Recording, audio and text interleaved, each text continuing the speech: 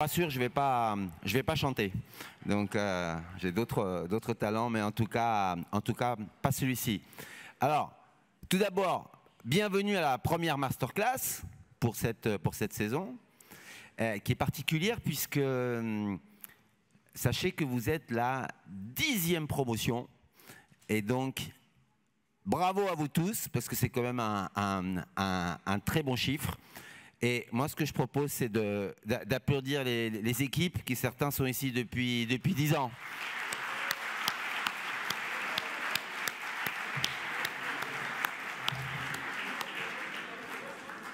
Les équipes, naturellement, je pense aussi aux professeurs et puis aussi à nos anciens étudiants, sans qui on ne serait sûrement pas là et qui ont connu des grands succès. Et donc j'ai la mémoire, il y a 10 ans, alors c'était pas dans cette salle, mais il y avait une remise de diplôme et il devait y avoir à peu près, au maximum, tout comptait à peu près, bon il y avait 2 absents, mais ça faisait en tout 25 personnes. Donc il y a vraiment une grande évolution et je pense qu'on peut tous être fiers d'être ici. Et on n'oublie pas aussi entre autres nos campus qui sont sur les autres villes de Lyon et Bordeaux. Je vais essayer d'être assez bref parce qu'il y a des orateurs très talentueux qui viennent juste après. Alors on a un petit peu une tradition parce que chez Financia, ça fait 10 ans qu'on fait des masterclass. C'est vrai qu'aujourd'hui on utilise un peu la technologie. C'est pas facile de se déplacer toujours tard le soir et vous réunir. Mais on le fait de temps en temps, quand même. On en fait beaucoup, entre autres, sur Teams ou sur Zoom en distanciel, ce qui nous permet d'avoir des intervenants qui viennent compléter un petit peu votre expérience en parlant de leur métier ou tout simplement de leur entreprise. C'est vrai qu'il y a la transmission du savoir, mais chez Financia, on est une école où on forme des opérationnels qui ont vocation à travailler et à travailler dans, je dirais, dans le monde de la finance. Alors, l'année dernière, notre première masterclass avait été, on met à l'honneur un secteur, ou entre autres un métier. Donc l'année dernière, c'était la PropTech, donc l'immobilier et l'innovation, entre autres. Et donc, cette année, on a décidé de mettre à l'honneur le private equity. Voilà. Alors, des fois, fantasme ou... Bref, on en parle beaucoup dans la presse et c'est un monde en réalité très large. D'ailleurs, tout au long de l'année, vous allez voir, en fonction des classes, mais énormément de cours, d'enseignements qui s'appliquent entre autres dans le private equity. Difficile un petit peu de le définir. S'il y avait un point... Bon, moi je viens plutôt pour ceux qui étaient là déjà l'année dernière, qui doivent sûrement le savoir, mais moi je viens plutôt de la bourse, voilà, qu'on oppose souvent au private equity, même si c'est de moins en moins vrai, puisque la bourse peut être une sortie, je dirais, intéressante, mais des fois, vous savez, il y a une petite barrière comme ça, où chacun garde un peu, entre autres, son territoire, ou, je dirais, ou presque sa chapelle. Et bien, le private equity, c'est un petit peu, je dirais, l'autre pendant de la pièce, entre autres de la bourse. Et pour certains d'entre vous, dans certains des cours, c'est des sujets qui seront étudiés, les introductions en bourse et les cotations. Et donc ce soir, ce n'est pas de cet aspect-là qu'on va parler, mais justement du private equity, voilà, qui est l'autre, je dirais, version. Alors, pareil, le private equity, je crois que presque chaque fonds a un style différent.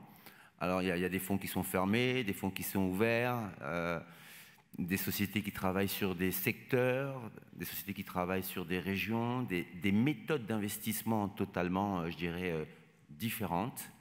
Et au lieu de vous faire une liste exhaustive, ce soir, ce qu'on a proposé, c'est qu'il y ait 3 sociétés qui viennent, entre autres, expliquer, parler de leur entreprise, parler, je dirais, aussi de leur métier, pour vous montrer un petit peu qu'il y a énormément de pistes, de champs qui sont importants. Donc, on va voir un premier fonds qui s'appelle Impact. Je pense que son nom est assez clair, puisqu'ils investissent essentiellement dans des sociétés à impact. Pas seulement, mais disons que c'est un des critères porteurs. Mais effectivement, Armance pourra vous en parler plus longuement. Ensuite, on a la chance d'avoir Afrique Invest. Alors là, pareil, souvent, les noms ne sont pas pris au hasard. Mais je disais, si je devais schématiser très rapidement, hein, on est plus dans une société qui accompagne les sociétés à se développer, entre autres, en Afrique. Vous verrez que pas seulement, mais c'est un petit peu le vecteur avec un siège, entre autres, en Tunisie et des bureaux assez internationaux. Et pour finir, la financière fonds privés, voilà, qui est aussi une autre qui travaille sur des club deals. Donc, j'en dirai pas plus. Vous verrez un petit peu ce que c'est, mais aussi une spécificité, entre autres, du private equity. Voilà. Et donc, comme j'ai promis d'être pas trop long, et pour commencer cette première masterclass, je propose donc à Laurence de venir pour le Impact. Voilà, Armance. Merci.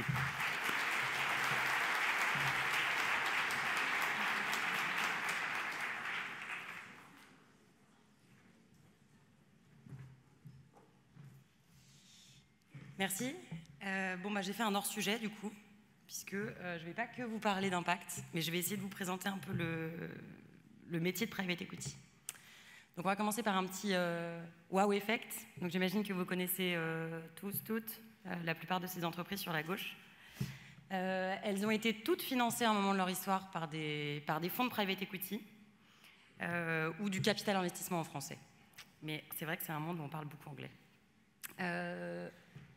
J'espère que vous utilisez tous beaucoup Bumble, mais peut-être que vous connaissez moins Axel, Sequoia ou Andreessen Horowitz, qui sont des fonds de venture capital aux US. Et puis vous connaissez, Maison du Monde, vous n'êtes peut-être pas encore en train de l'utiliser à votre âge, mais un jour, et vous devez aussi connaître les deux autres. Donc ça, c'est un peu des success stories du private equity. L'idée, c'est aujourd'hui, le private equity, le marché en France, c'est un marché qui est très investi par le private equity. Vous voyez qu'on est plus... Donc ça, c'est le nombre de transactions qui sont réalisées en France, la barre orange. Vous voyez qu'on est plus haut que l'Allemagne, qui est un plus gros marché pourtant que nous. Donc c'est une spécificité un peu française. Les PME sont très investis par le private equity. L'idée, c'est que ça se développe vraiment beaucoup dans les années 70, un peu comme le disait Alfonso sur une alternative au marché boursier, une alternative à l'autofinancement et au crédit bancaire. Qu'est-ce que ça veut dire private equity? Donc, on va refaire un peu des cours de finance. Equity comme action, comme part du capital, donc c'est la part des actionnaires. Private qui s'oppose à public. Mais public pas dans le sens nationalisé, comme on dirait en français, mais plutôt dans le sens américain. Ce qui se traduit par public, se traduit par listed. Donc en fait, le private equity, c'est du capital qui est non coté. Ces deux mots-là ont deux claires conséquences. La première, c'est que comme c'est de l'equity, c'est de l'action, donc c'est risqué, c'est-à-dire on peut tout perdre. Et on ne gagne que si on vend plus cher l'action que ce qu'on l'a acheté, donc c'est notre seule manière de faire du retour. Et c'est d'ailleurs pour ça que vous et moi, normalement, on n'a pas accès au monde du private equity pour investir nos petits euros. On est obligé d'aller le mettre dans des choses plus structurées, parce que très risquées. Et la deuxième conséquence du private, c'est que la liquidité, elle est occasionnelle. Donc nous, en l'occurrence, on travaille comme le disait Alfonso, dans l'univers fermé. Donc il y a une liquidité après tous les 5 ans, 6 ans, 7 ans, ça dépend de la durée des détention. Mais en tout cas, on n'est pas liquide comme la bourse. La question que tout le monde se pose, c'est un peu comment on peut faire partie de ces success stories. Donc je dirais qu'il y a 3 phases dans nos métiers. La première, c'est la sélection. Alors, ça ressemble pas toujours au pitch de qui veut devenir mon associé sur M6, mais c'est quand même vrai que le premier rendez-vous est très important. Donc, il ne dure pas 3 minutes, il n'y a pas quelqu'un tout seul sur scène devant vous qui vous pitch son entreprise. Mais ce premier rendez-vous, c'est d'abord une histoire de fit, une histoire de 2 personnes qui se rencontrent. On y parle quand même pas mal de l'activité de la société, de son marché, des concurrents, de leur différenciation. Beaucoup des personnes clés, une entreprise c'est souvent des humains qui s'organisent entre eux, qui se fâchent souvent, qui se réorganisent, qui rebougent. On parle de leurs difficultés à recruter, de leurs difficultés à grossir. Parce que bon, moi je suis positionnée sur des entreprises qui grossissent vite et c'est toujours difficile de bien grossir. Je dirais que les deux éléments les plus clés dans cette phase-là, c'est de regarder le marché, son évolution et l'équipe qui est derrière. Et puis bon, je vous passe toutes les étapes un peu financières que sont faire des montages, faire de la valo, faire du droit, tout ça, bon, même si c'est important. Ce qu'il faut retenir à cette étape, c'est que sur 100 entreprises à peu près qu'on rencontre, moi j'en rencontre à peu près 2-3 par semaine, il y en a 98% dans lesquelles on n'investit pas. Bon, on en parle peu de ces entreprises, mais elles sont quand même bien là. Et donc il y a 2% des entreprises sur lesquelles on décide de continuer à creuser et d'investir. Donc là, on a l'impression que le travail est fini parce qu'on en fait peu finalement des investissements. C'est 1-2 par an, mais c'est un travail de longue haleine. Mais ce qui se passe, c'est que le travail ne fait que commencer puisqu'on reste actionnaire, on est associé avec eux pendant une durée. Et là, l'idée, c'est qu'on apporte de l'argent, donc ça, vous avez bien compris, mais on essaie d'en apporter beaucoup plus que de l'argent, puisque l'argent n'est jamais, peut être nécessaire, mais clairement pas suffisant. Donc, par exemple, dans une entreprise qui grossit très vite, dans laquelle je suis actionnaire, on fait des workshops de leur organigramme commercial, comment tu structures une équipe commerciale, comment tu ne te trompes pas, c'est quoi ton organigramme cible, c'est quoi tes organigrammes intermédiaires pour arriver à ton objectif. Pareil pour la tech, on regarde les roadmaps, on organise leur board, enfin voilà. Et puis la troisième étape du private equity, je dirais que c'est la plus critique, puisqu'elle sanctionne et elle sanctuarise la valeur qu'on a créée à l'étape de la sélection et à l'étape de l'accompagnement, et c'est le moment de la vente. Et donc c'est là que, pareil, je ne vais pas vous faire un cours de finance, mais c'est là qu'on regarde le TRI et le multiple qui a été réalisé sur la durée de détention. Donc souvent, on dit que les sociétés qui sont accompagnées par le private equity sont plus performantes que leurs sociétés sœurs non accompagnées par le private equity, j'ai envie de dire, leurs concurrentes. Donc il y a surtout deux raisons. Bon, déjà, il y a de l'argent qui est mis, donc c'est vrai que ça aide. Mais deuxième, c'est qu'il y a vraiment la stabilité de l'actionnariat et les conseils stratégiques qu'on leur donne les aident à minimiser l'irrationalité des décisions. Bon, alors du coup, là, on a l'impression que c'est un monde que chouette, mais c'est d'abord et avant tout un monde d'humains, alors d'hommes surtout, puisqu'il n'y a quand même pas encore beaucoup de femmes dans le private equity, mais mesdames, on vous attend. L'idée, c'est qu'il y a énormément d'erreurs possibles. Donc je vous en ai retiré 2 majeures, à gauche. Vous avez sûrement dû voir un peu fleurir ces entreprises si vous étiez en ville pendant le Covid. Donc c'est des sociétés dont la proposition de valeur était de livrer très très rapidement des biens de grande consommation. Le monde du private equity s'est rué dessus. Il y a des milliards qui ont été investis dans ces entreprises. Gorillaz a été créé en 2019. En 2021, je crois qu'on avait injecté 1,4 milliard d'euros dans Gorillaz, donc c'est monstrueux. C'est devenu une licorne. Et donc tout le monde du private equity s'est excité sur ces entreprises. Donc, gros retournement de marché qui arrive finalement très vite, en 2022, pour tout un tas de raisons qui étaient clairement, on pouvait les voir avant. Donc, hausse des taux, bon, ça peut-être pas, mais le reste, oui. Inflation alimentaire, un modèle économique qui était clairement pas rentable, un environnement juridique qui était complexe parce qu'ils sont passés d'une définition de magasin à une définition d'entrepôt, donc ça a complètement changé le système de pouvoir s'implanter. Enfin, c'était vraiment compliqué. Et donc, premier réflexe de l'industrie, ils tentent de se consolider. Donc, Flink rachète Cajoo, Getir rachète Gorillaz. Finalement, Getir, par un redressement judiciaire, quitte la France. Pareil pour Flink, et il n'y a plus personne sur le marché. Et des milliards qui ont été perdus. Donc, comment ça se fait que des gens intelligents, qui réfléchissent pas mal, peuvent se tromper à ce point-là? Donc, il y a tout un tas d'explications. Voilà. Vous avez dû en voir quelques-unes, peut-être si vous avez fait un peu de macroéconomie, avec un économiste qui s'appelle Keynes, qui avait déjà théorisé ça dans les années 1920-30, et qui racontait une histoire assez marrante, où il y avait un journal à Londres, où le jeu, c'était... bon, il n'était pas très féministe à l'époque, mais le jeu, c'était d'élire la femme la plus jolie sur les photos. Donc, il y avait 100 photos, et les lecteurs lisaient ces 100 pages, et devaient non pas dire quelle femme était la plus belle, mais le vainqueur de ce jeu était la femme qui les 6 visages qui arriveraient en haut de toutes les moyennes de toutes les personnes qui ont répondu. Donc là, on est typiquement quand on regarde le visage et qu'on veut jouer et qu'on veut gagner, on ne se dit pas quelle est la personne que je trouve la plus belle, mais bien quelle est la personne que je pense que les autres vont trouver la plus belle. Donc c'est un système un peu autoréférent, et c'est un petit peu ce qui s'est passé typiquement dans ces exemples de grosses pertes. Donc la valeur dépend plus, elle dépend plus des représentations ou d'un imaginaire que d'une valeur un peu intrinsèque. Donc c'est aussi ça, le PE. Et à droite, alors c'est hyper rigolo, je vous invite à aller voir. Alors, mon Bruno a corrigé mon PowerPoint en croyant que j'avais fait une erreur, mais non. Bessemer Venture Partner, c'est un fonds d'investissement de venture américain qui a fait, vraiment je vous invite à aller voir leur site, c'est vraiment hyper humble comme démarche, hyper intéressant. Ils ont fait leur anti-portfolio. Le portfolio, c'est la somme de toutes les entreprises dans lesquelles un fonds d'investissement investit. Ils ont fait leur anti-portfolio, c'est-à-dire toutes les entreprises qu'ils ont rencontrées, dans lesquelles ils ont eu l'occasion d'investir et dans lesquelles ils ont décidé de ne pas investir. Donc ces fameux 98% de boîtes dans lesquelles on refuse. Donc voilà, ils ont les boules, évidemment, puisque c'est toutes des entreprises qui ont eu des succès extraordinaires, et ils racontent quelques exemples. Et donc je ne vais pas tout vous dire, mais vraiment aller voir leur site, c'est hyper bien de faire ça. Donc quelques exemples. Un premier exemple sur l'histoire de Valo. Donc on dit c'est vachement trop cher, ça ne m'intéresse pas. Donc Jérémy Levin, qui travaille chez Bessemer, il rencontre le fondateur de Airbnb en janvier 2010. C'est le premier mois où Airbnb fait du revenu. Ils font 100 000 $.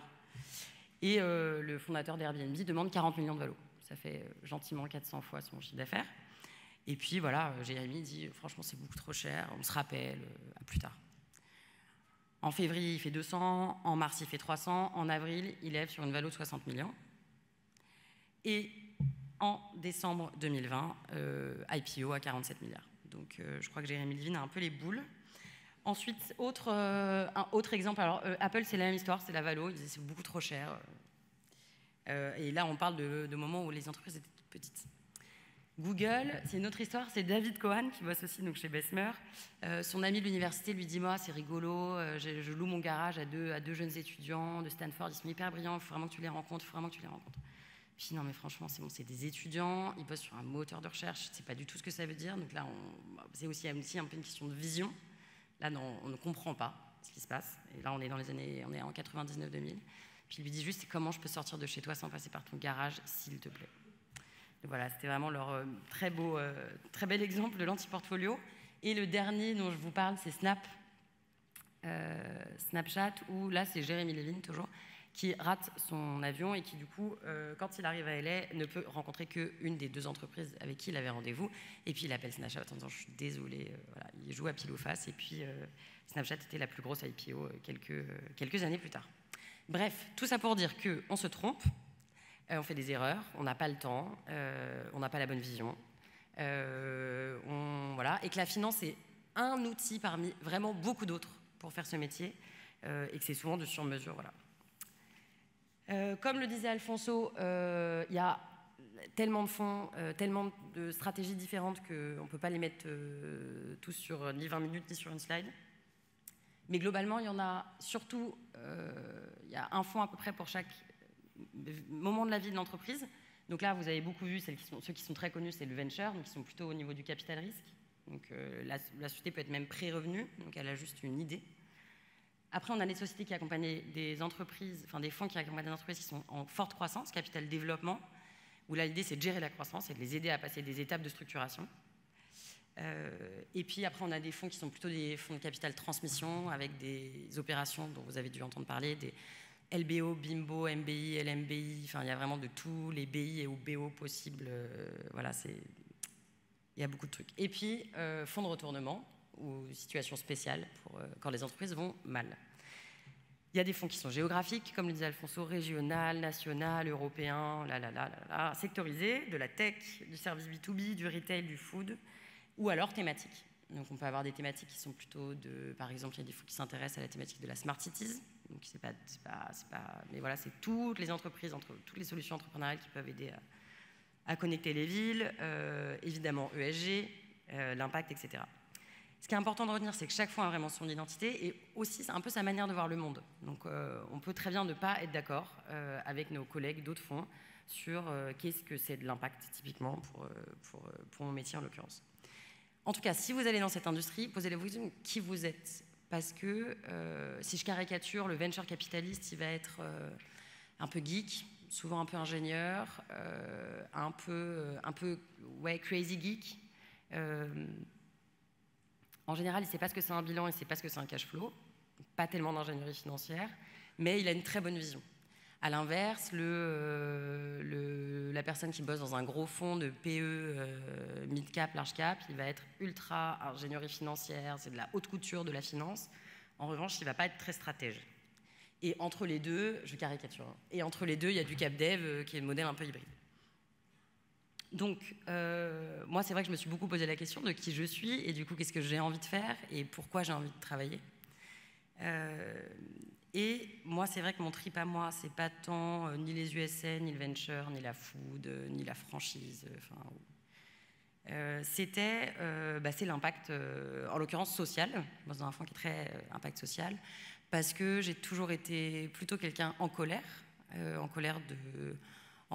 de mon papa handicapé qui peut pas se garer dans la rue, en colère de l'homogénéité sociale que j'avais dans mon école de commerce, en colère de mon grand-père qui est dans un désert médical et qui n'y arrive pas. En colère de plein de choses. Et au lieu d'être en colère, parce que ça peut être un bon moteur, mais il faut le transformer, j'ai décidé un peu de trouver des entreprises qui répondent à des enjeux sociaux qui me semblent importants pour qu'on continue. Et donc, j'ai rejoint une équipe un fonds qui s'appelle Impact Partner. Donc, je vous jure, c'est pas nous qui avons fait ce mapping, mais on est en haut à droite. Et l'idée, pourquoi on est en haut à droite? Parce qu'on est international, on est en Europe, on est dans 4 pays, on est en Espagne, en Allemagne, à Copenhague et à Paris. Et on est un fonds d'impact qui est en capacité d'investir des assez gros tickets par rapport à cet écosystème qui est finalement un assez jeune écosystème. Donc je vous parle rapidement d'impact et puis après on parlera d'Afrique. Donc Impact, c'est un fonds qui est né en 2007 suite aux émeutes, pas celle-là mais celle d'avant, de 2005. Peut-être que est-ce que vous étiez né? Je ne suis pas sûre. Mais il y a eu des émeutes et c'était vraiment le bordel. La question de ce moment-là, c'était de dire comment on réduit la fracture des personnes qui sont dans les banlieues, qui sont plus exposées au chômage, comment on fait ça? Donc au début, c'était un test. En 2007, le mot d'impact social n'existait pas, c'était clairement pas à la mode, et c'était un petit peu avec le petit bâton du fondateur qu'on testait.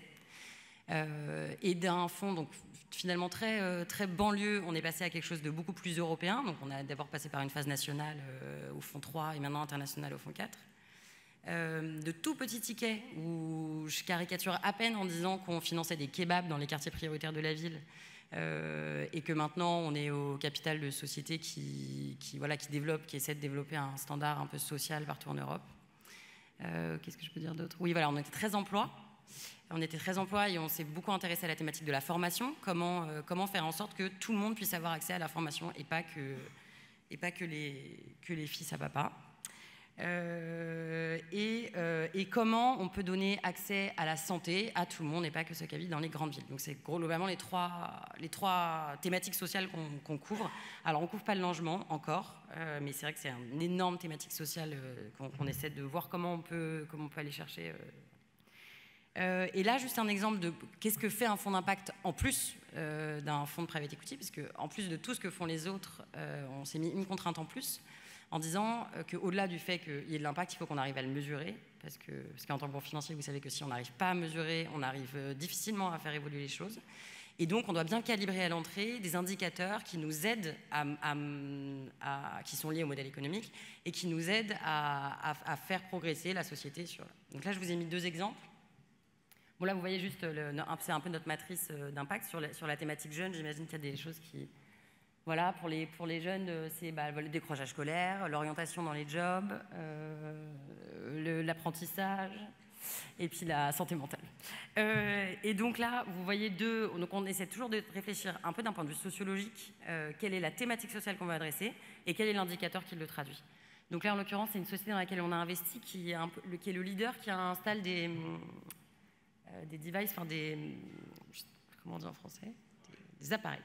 Des appareils au feu rouge pour les personnes qui sont aveugles, pour leur permettre, et donc voilà, c'est vraiment des personnes qui installent ça partout à beaucoup de feux rouges. Et donc là, c'est le nombre de personnes, enfin le nombre d'appareils installés au feu rouge. Et puis la deuxième société, c'est une société dans laquelle j'investis qui répare notamment tous les Vélib et les Véligos de Paris et qui est une super sortie de parcours d'insertion pour des personnes qui sont très éloignées de l'emploi. Et donc on va les mesurer pour les continuer à garder cet impact qui est profondément ancré dans leur modèle. Voilà, j'espère vous voir bientôt dans l'industrie.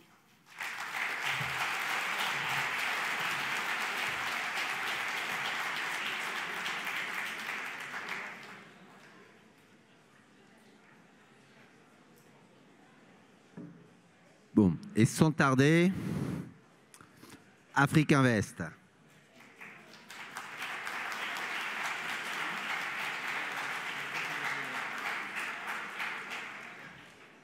Bonjour à tous. Alors, moi d'abord, je vais vous dire comment je suis rentré dans le monde du private equity. C'est très simple, c'est juste en allant au cinéma. Et donc, c'est en voyant 3 films. Alors, comme je suis vieux, je vais commencer par le premier. Et vous avez juste levé la main si vous l'avez vu. C'est un film qui s'appelle Pretty Woman. Eh bien, Richard Gere, dans le film, il est investisseur en private equity. Comme j'avais 15 ans, je trouvais ça quand même plutôt pas mal. Et le deuxième, alors ça c'est un peu moins connu, mais il s'appelle l'affaire Thomas Crown. Pour les puristes, avec Steve McQueen, pour les plus jeunes, avec Pierce Brosnan. Et alors c'est simple, dans le film, il golfe un mardi après-midi, puis ensuite il prend un avion pour aller... puis je me suis dit, ça c'est quand même pas mal, quoi. Puis le troisième, qui est quand même celui qui vous dit en fait tout sur cette conférence, c'est The Hunger Games. Qui a vu The Hunger Games? Eh bien, c'est très simple, vous avez compris l'industrie du private equity. Donc, je suis la Katniss Everdeen du private equity. Alors, il se trouve que je dirige le bureau de Paris du groupe Afrique Invest, et donc je vais vous emmener pendant quelques minutes sur le continent africain, parce qu'Afrique Invest, c'est l'un des principaux fonds de capital investissement du continent africain. Il a été créé il y a une trentaine d'années, par 3 hommes, et effectivement, c'était à une époque où malheureusement le private equity était trop masculin, mais ne vous inquiétez pas, maintenant la moitié des employés d'Afrique Invest est féminin. Mais il se trouve que ces 3 hommes, dans le milieu des années 90, c'était des Tunisiens qui ont découvert la méritocratie française. Je pense que ça, c'est bien parce que ça nous parle ici.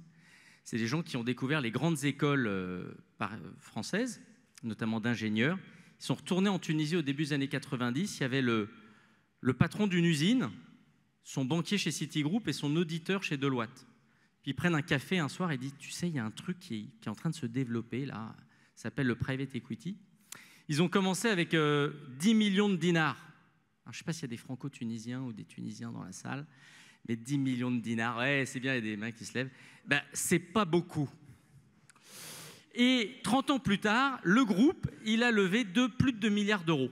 Des euros cette fois-ci, donc ça c'est quand même beaucoup mieux, sur une trentaine d'années, et ces 3 hommes dirigent encore le groupe. Des 3 premiers employés, et ça vous le voyez sur la carte à droite, si je fast-forward sur 30 ans, le groupe compte aujourd'hui plus d'une centaine d'employés répartis dans 10 bureaux, et nos bureaux, au lieu d'être à Paris, Francfort, New York, Londres, ce qui est très sympa comme ville, ben nous ils sont à Tunis, à Alger, à Casa, à Abidjan, à Lagos, à Nairobi, à Port-Louis, à Maurice, et en Égypte. Et à chaque fois, c'est ça qui est très, très, très important, c'est de comprendre que c'est un métier extrêmement local, le private equity. Donc, toutes nos équipes que vous voyez réparties sur le continent, ce sont des locaux, ce sont des Kenyans au Kenya, ce sont des Nigérians au Nigeria, parce qu'il faut connaître l'écosystème local de votre marché. Ensuite, en haut à gauche, vous voyez les fonds à peu près que nous avons levés. On a levé plus d'une vingtaine de fonds, donc comme l'a dit Amance, effectivement, le fonds 1, puis le fonds 2, puis le fonds 3. Nous, c'est 21 fonds en une trentaine d'années. dont le plus gros aujourd'hui fait un peu plus de 400 millions de dollars. Et puis sur une stratégie d'investissement dans des boîtes un petit peu plus grosses, et puis un fonds qu'on appelle Small Mid Cap, dans des sociétés un petit peu plus petites, et puis etc. Un fonds venture qui investit dans des startups. Donc on a plusieurs stratégies d'investissement. Et la question fondamentale qu'on peut se poser, c'est d'où vient l'argent? Qui confie de l'argent finalement aux fonds de private equity? Alors si vous êtes en France, ben, c'est assez simple. D'abord parce qu'il y a de l'argent un peu partout, mais surtout parce qu'il y a des sociétés qui sont spécialisées dans donner de l'argent, confier de l'argent au private equity. Alors normalement, quand je donne des cours, je fais lever la main pour voir un peu si vous avez bossé. Et là, comme on ne peut pas, c'est une masterclass, donc je vais répondre pour vous. Mais les gens qui ont de l'argent aujourd'hui en France, c'est assez simple, sont par exemple les assureurs. Vous payez votre prime d'assurance, ça c'est sûr tous les ans, puis quand vous avez un dommage, elles vous disent, bah non en fait, parce que alinéa 12, donc voilà. Donc en fait, une boîte d'assurance, c'est blindé, et donc tout cet argent, ils l'investissent dans le private equity. Vous avez les caisses de retraite privées qui ont de l'argent, parce que vous cotisez pendant 40 ans, donc pendant 40 ans, elles ont de l'argent, puis elles ne vous doivent de l'argent qu'au bout. Vous avez les fonds, par exemple, sovereign funds, donc des pays comme Abu Dhabi, comme la Norvège. Vous savez qu'il y a des Français dans la salle. Hein. Vous êtes né avec 10 000 euros de dette. Sympa. Bon. Parce qu'en fait, l'État français, il a 10 000 euros de dette par personne. Mais si vous étiez né norvégien, vous êtes né avec 100 000 euros sur un compte. Il n'y a pas de Norvégien ici. Dommage. Donc c'est mieux d'être norvégien. Mais Norfund, le plus grand fonds privé du monde, il investit 15% de ces dizaines de milliards d'euros de réserves pétrolières dans le private equity. Donc, il y a en Europe, aux États-Unis, beaucoup de gens qui ont beaucoup d'argent qui investissent dans le private equity. Et là, on arrive sur le continent africain. Et en fait, mes fondateurs ont trouvé extrêmement difficile de trouver de l'argent investissable dans le private equity africain. Et ils se sont tournés vers une catégorie d'investisseurs qui sont très particulières, qui sont les agences de développement mondial. Alors, les agences de développement mondial, elles sont nées dans les années 60-70 pour financer le développement.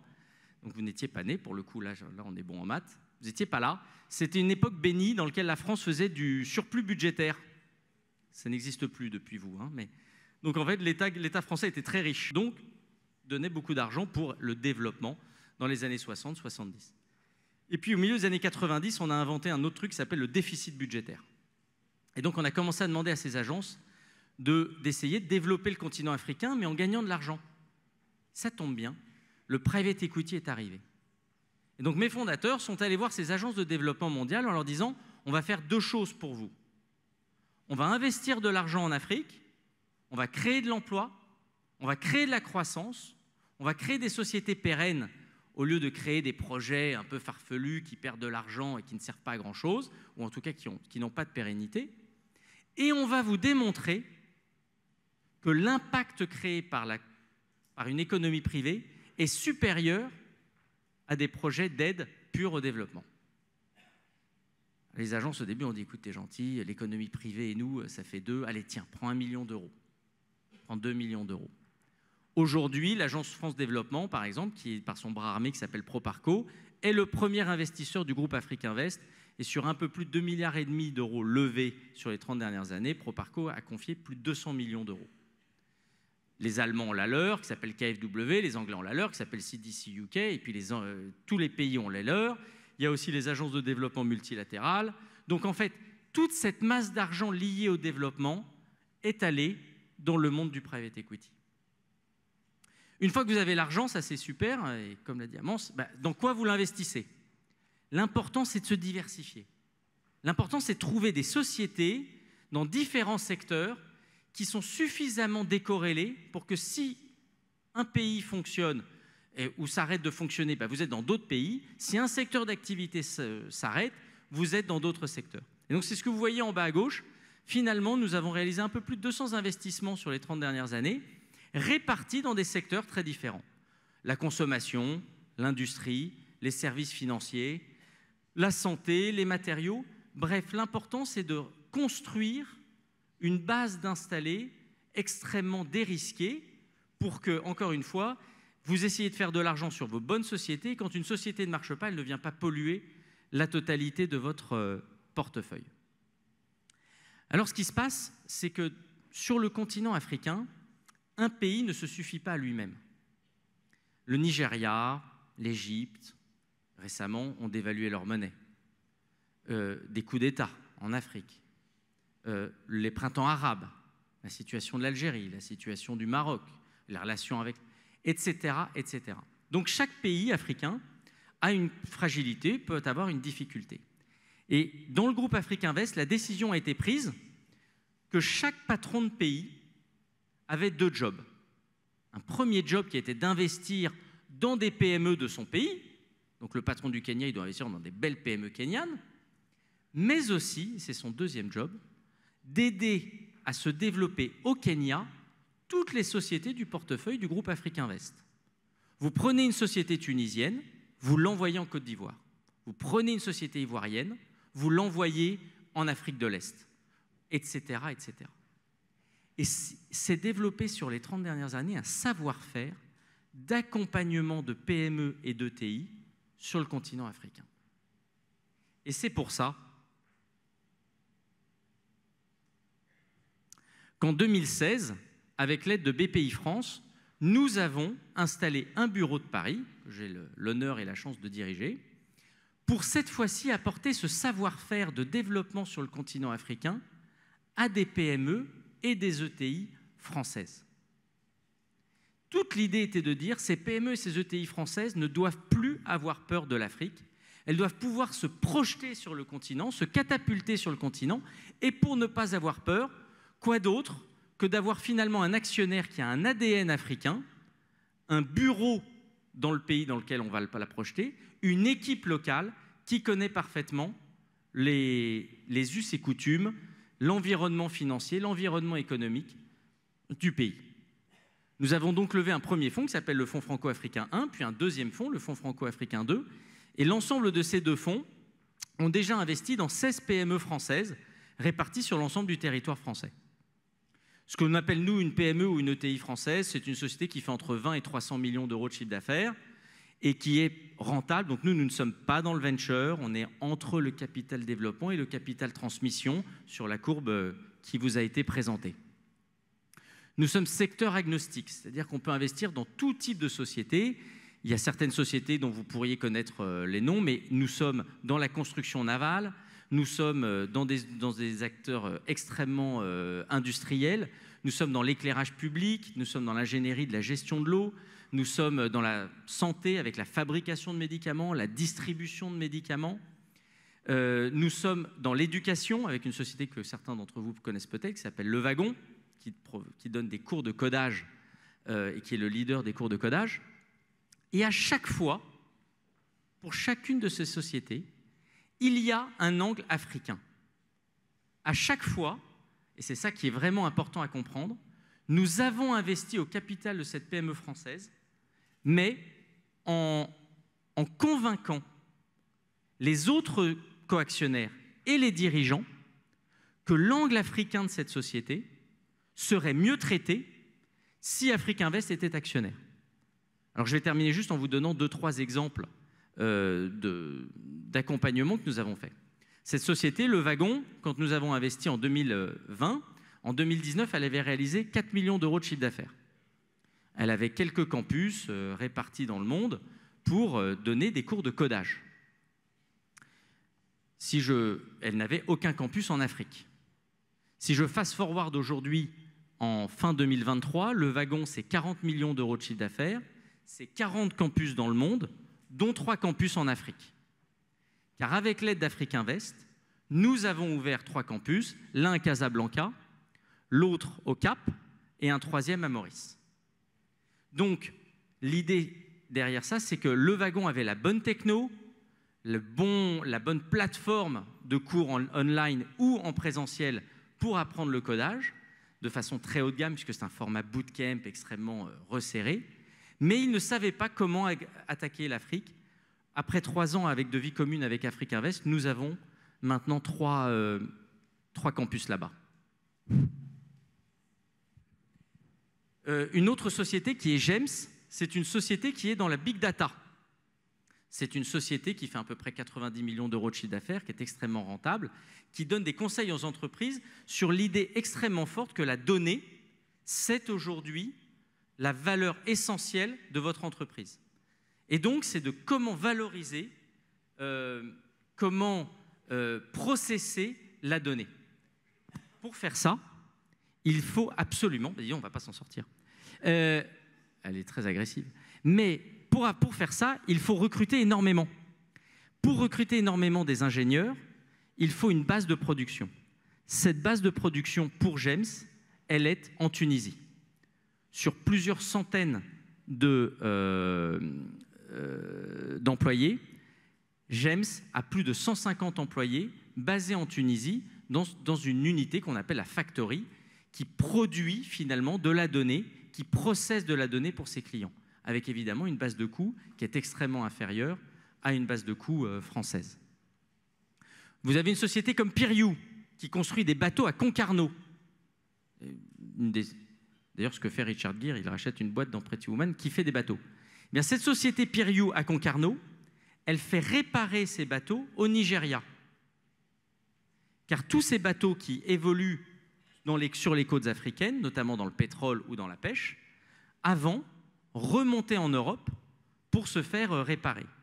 Sauf qu'en s'installant au Nigeria, vous récupérez tout ce business et donc en créant de rien une unité de réparation au Nigeria, la moitié de la rentabilité de ce groupe de construction navale est aujourd'hui générée au Nigeria. Je termine avec un exemple qui me tient très à cœur, qui est Rani. Rani, c'est le numéro 2 français de l'éclairage public, qui a investi il y a 5-6 ans dans une de nouvelles filiales qui fait de l'éclairage public solaire.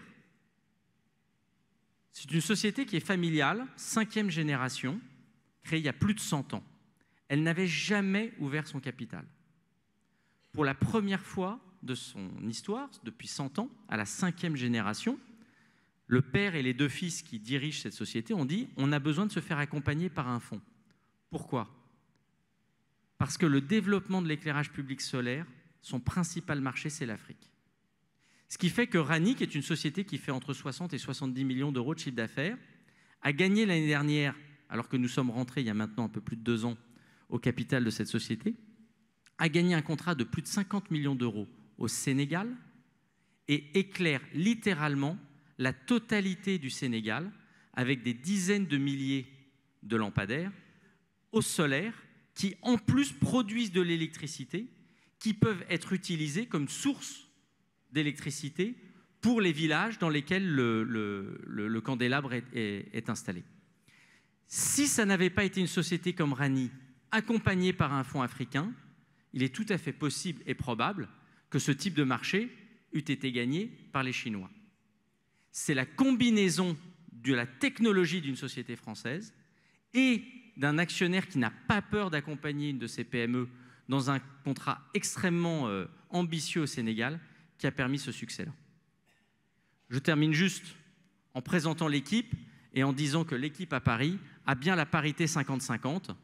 Donc, ça me paraît extrêmement important pour les jeunes filles et les étudiantes. Le private equity, comme le disait Amance, a besoin de vous. Donc, à bientôt dans le private equity.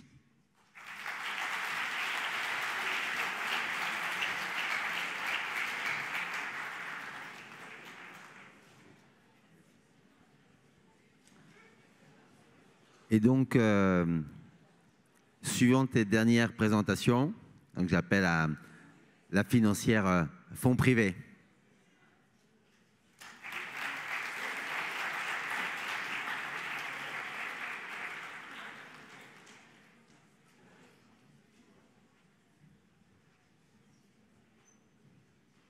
Alors, bonsoir à tous.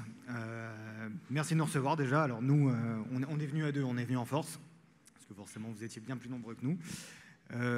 On va vous présenter un modèle qui est un peu plus hybride, c'est-à-dire qu'on n'est pas comme nos camarades, on n'est pas un fonds à proprement parler, on est plus en fait un club deal, c'est-à-dire qu'en réalité on va, nous pour le coup, sélectionner des dossiers, donc c'est une composante un peu particulière, on sélectionne des dossiers, donc bien évidemment comme Willem, mais en réalité pour le coup on va structurer ces dossiers et les présenter à des investisseurs privés. Donc quand je dis des investisseurs privés, c'est des personnes comme j'ai envie de dire vous et moi, enfin j'espère que vous avez les moyens, j'aimerais bien les avoir, mais sélectionner en fait des dossiers et les présenter à des investisseurs privés qui vont investir eux leurs propres deniers dans ces dossiers.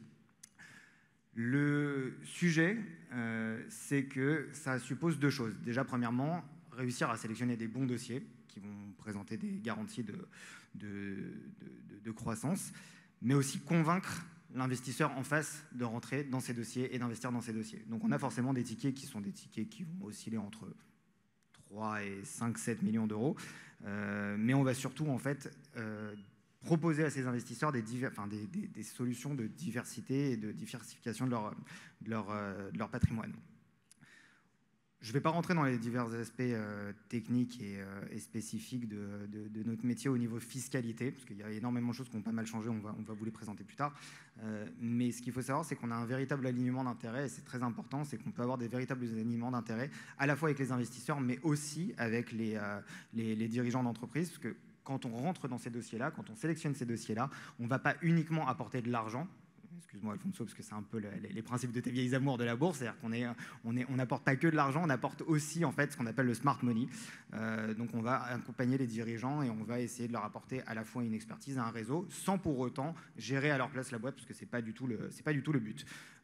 Chez nous, en réalité, on va recevoir à peu près 250 dossiers par an. Donc vous voyez, il y a quand même pas mal de dossiers qui transitent par chez FFP, mais on va en sélectionner entre 3 et 5 les bonnes années. Sachant qu'on a une moyenne autour de 4 et on peut potentiellement refinancer des dossiers qu'on a déjà en portefeuille. Mais en gros, il y a une grosse sélection à l'entrée pour pouvoir proposer ça à nos clients. Quand je dis qu'on a une sélection rigoureuse, c'est que, Avance avait raison, c'est pas qu'un métier de chiffres, c'est un métier d'ambition aussi et de feeling sur les dossiers. Arthur pourra le dire, on n'est pas toujours d'accord sur les dossiers. Enfin, quasiment jamais en fait. Donc, et c'est souvent lui qui a raison malheureusement parce qu'il gère les chiffres et moi pas du tout.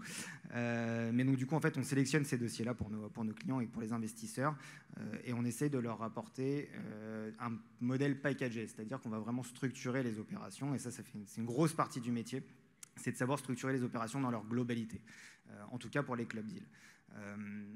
On va rencontrer les dirigeants une fois, 2 fois, 3 fois, essayer de ne pas louper les avions et de choisir les bonnes boîtes. On va négocier avec eux les termes des packages. Donc là, vous allez rentrer dans des dimensions financières, dans des dimensions fiscales, dans des dimensions juridiques, malheureusement. Et généralement, avoir un gros travail d'analyse pour aller trouver les sociétés qui méritent les investissements de nos clients. Donc une fois qu'on a fait ça, on va organiser ce qu'on appelle les tours de table. Un premier, une série A, puis après des séries B. Enfin, on va avoir pas mal d'investissements, de tours d'investissement. Et nous, notre rôle, en fait, c'est de gérer ces tours de table pour proposer aux clients de suivre ces participations. Encore une fois, on n'a pas vocation de notre côté en tant que club deal, en tant que conseiller en investissement financier, parce que c'est une spécificité de notre métier. On n'a pas cette catégorisation de fonds, on est des conseillers en investissement financier. Donc on va siéger, on va accompagner les entrepreneurs et on va accompagner nos investisseurs dans le suivi et la vie de l'investissement au travers de la gouvernance, c'est-à-dire qu'on va aider les sociétés, on va leur apporter notre expertise, notre réseau, nos idées, notre retour d'expérience. Et en général, ils apprécient plutôt en fait ce déroulé, parce que ça leur permet en fait d'ouvrir des idées qu'ils n'avaient pas forcément auparavant. Et certains de nos clients, par exemple, certains de nos investisseurs, prennent un rôle plutôt actif en fait dans la gestion de ces sociétés en siégeant pour certains en fait au board. Qu'est-ce que je peux vous dire d'autre? Le monde du private equity et des club deals et des investissements privés a pas mal changé. Il a toujours une courbe croissante, même s'il y a des petits moments de faiblesse quand il y a des événements économiques qui peuvent potentiellement intervenir. On est sur une phase croissante chez FFP depuis 2009, parce qu'on a été monté en 2009. Moi, ça fait plus de 10 ans, maintenant plus de 11 ans que je suis chez FFP. La croissance se fait, mais elle est, même si on a tendance à dire qu'elle est décorrélée des marchés financiers, elle est quand même assez cyclique aussi, parce que forcément, quand les marchés financiers ont tendance à souffrir, l'économie dans sa globalité a tendance à souffrir et donc les investissements ont tendance aussi parfois un peu à se tarir. On arrive généralement à dépasser ces stades et à pas en souffrir véritablement, à dépasser, à continuer à alimenter nos projets. Quoi vous dire, aujourd'hui, on est dans une courbe qui est toujours haussière, même si la situation est un peu plus complexe, hein, vous le verrez, j'imagine, mais ça a toujours été des phases vraiment cycliques à ce niveau-là. Comme je vous le disais, on est, à la différence des fonds, on fait vraiment intervenir des personnes physiques. Et quand on dit des personnes physiques, c'est aussi en incluant parfois certaines ont des structures patrimoniales, on les inclut dedans. Donc on est vraiment dans la partie que vous allez voir en rouge, qui regroupe toutes les personnes physiques, toutes les personnes morales liées à des personnes physiques et qui vont investir dans des sociétés. Donc aujourd'hui, on est sur une courbe assez, sur une tendance assez forte à ce niveau-là. Et il y a encore énormément de flux qui transitent à ce niveau-là chez nous. On est encore une fois pas à proprement parler des fonds, mais des personnes physiques. J'essaie d'aller vite pour ne pas vous caler. Alors, comme je vous le disais, en fait, il y a eu deux phases.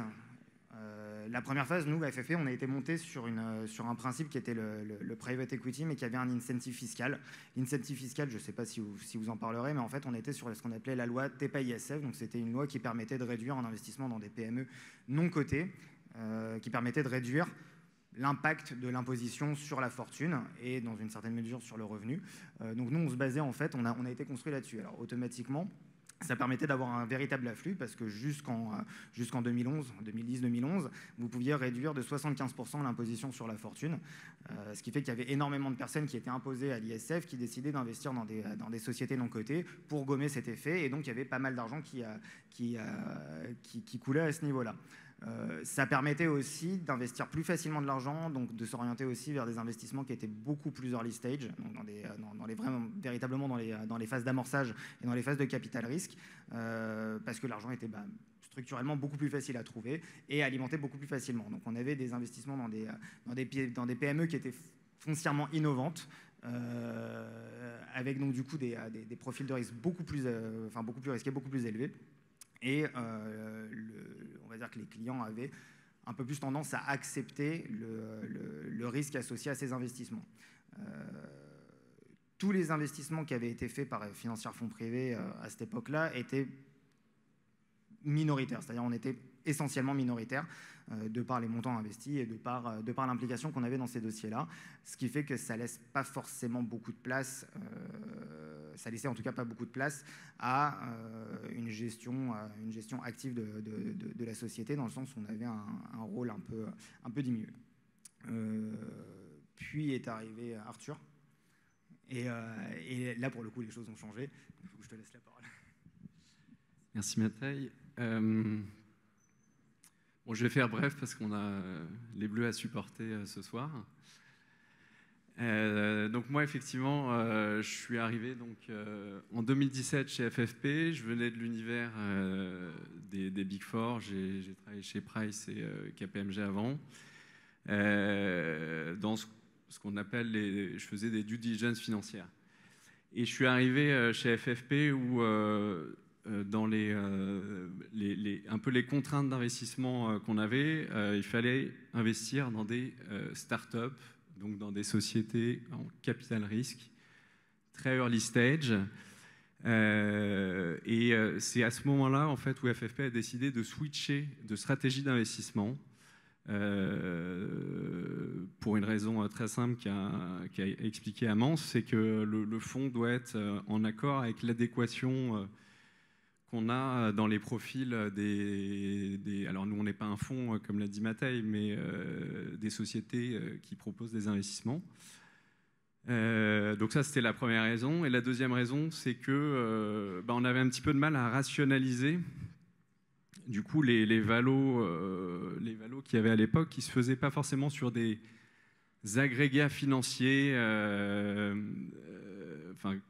sur des agrégats financiers, c'est pas possible de faire sur de l'EBITDA ou des choses comme ça, puisque les sociétés perdaient de l'argent. Et les méthodologies de valorisation, c'était un peu... il y a besoin de combien pour développer la boîte? Et ça doit représenter une dilution maximum de, mettons, 25%.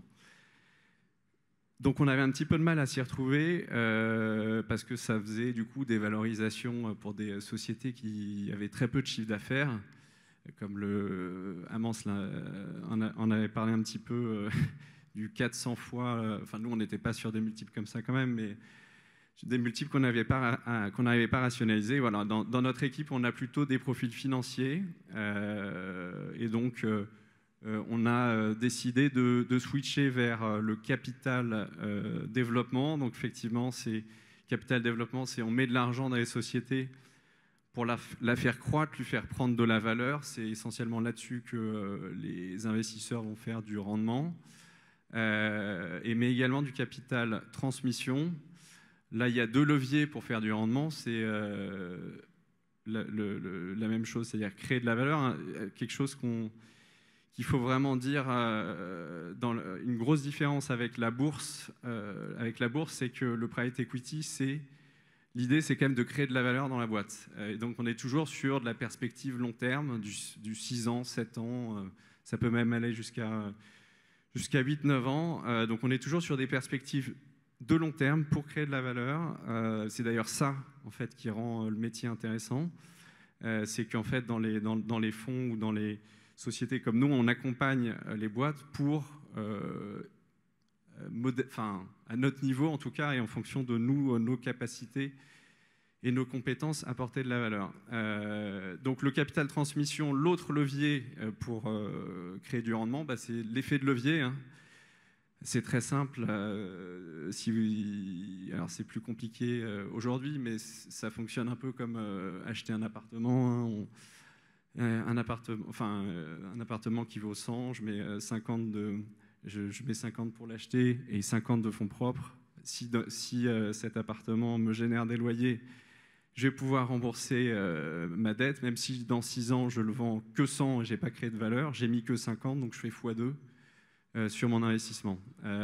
Donc le capital, dans le capital transmission, ce sont des sociétés qui sont tout en haut, effectivement, dans le cycle de maturité et qui génèrent du cash flow et qui nécessitent effectivement un peu plus de profil financier où, sur les valorisations, on va être à... alors nous, on est sur des sociétés, on est vraiment sur du small cap. Donc, c'est des valorisations qui sont entre 6 et 15 millions d'euros. Mais...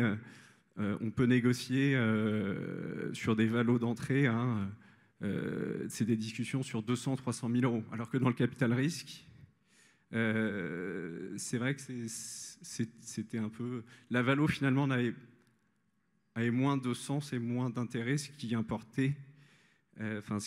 c'est surtout d'avoir un bon produit, un bon market fit. Et voilà. Ce qui fait que quand on regarde un peu notre portefeuille, il est plutôt très hétérogène. On voit que si on prend le total de nos investissements, série A, série B, c'est plutôt capital risque. CapDev, à partir de 2018, ça représente un tiers. Mais on voit vraiment le switch ici, où depuis 2018, on a... la moitié de nos investissements qui sont en capital développement et 16% en transmission. Et c'est vrai que dans le suivi des dossiers, c'est très différent. Généralement, en transmission, on est majoritaire. Donc ça implique, je vais le montrer ici, mais si je prends... J'ai pris 3 exemples un petit peu... 3 exemples de sociétés qu'on a. Colin, par exemple, ça c'est un mix entre du capital développement et du capital transmission. On a des comités de pilotage hebdomadaires avec les dirigeants et on est vraiment impliqué au quotidien dans les boîtes. On travaille avec eux vraiment main dans la main Et on est vraiment, on prend part à toutes les décisions un peu structurantes de la société. On les aide pour les business plans, etc.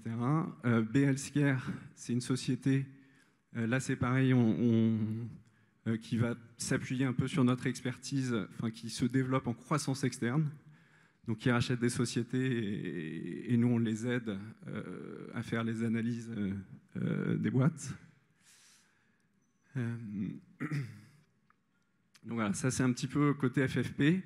Et là je voulais mettre un petit peu les difficultés qu'on a aujourd'hui et les challenges qu'on a, à la fois côté entreprise et côté souscripteur. Aujourd'hui, si vous vous intéressez un petit peu à l'économie, vous voyez qu'on est dans un climat un petit peu anxiogène. Ça se matérialise par des difficultés, enfin un certain nombre de difficultés que les PME, nous, sont des petites structures, donc un certain nombre de difficultés que les PME peuvent rencontrer, avec hausse de l'énergie, des matières premières, rupture de stock. Et donc ça crée un climat qui peut être un petit peu anxiogène et dans lesquels il faut qu'on soit, nous, qu'on essaie de trouver des solutions pour les accompagner. J'y reviendrai après. On pense que aujourd'hui, en tout cas moi je pense que ce climat un peu anxiogène ne se matérialise pas encore totalement au niveau des valorisations. Voilà. Au niveau des... Ça marche comment ça ? Donc, comme vous l'a dit Mathieu, nous on choisit des dossiers, on les présente à des investisseurs et on se rend compte qu'après l'âge d'or, du private equity, en fait, qui a eu lieu entre 2009 et 2022. Là, on vous montre un petit peu les levées de fonds qu'il y a eu en private equity. Donc, on voit que c'est complètement exponentiel. La raison est très simple. Les taux d'intérêt étaient à zéro, voire négatifs. Et donc, le private equity offrait des sources de rendement intéressantes pour les investisseurs. On se rend compte qu'aujourd'hui, avec la hausse des taux, c'est plus compliqué de trouver des investisseurs qui privilégient en fait des investissements dans soit des obligations ou dans du monétaire, qui deviennent de plus en plus risques averses à cause du climat économique qu'il y a. Et nous, dans ce contexte-là, on essaye de s'adapter et donc on va privilégier, par exemple, de proposer des investissements plus forcément en equity, mais en dette privée. On a le sentiment que la dette privée est en train a plutôt le vent en poupe. Et donc voilà. Donc en fait, ça montre aussi la capacité qu'on a à s'adapter en fait au contexte économique à chaque fois. Et c'est pour ça d'ailleurs que on a un portefeuille très hétérogène et en termes de sous-segments du private equity. Voilà. Je crois que c'est fini. Ouais.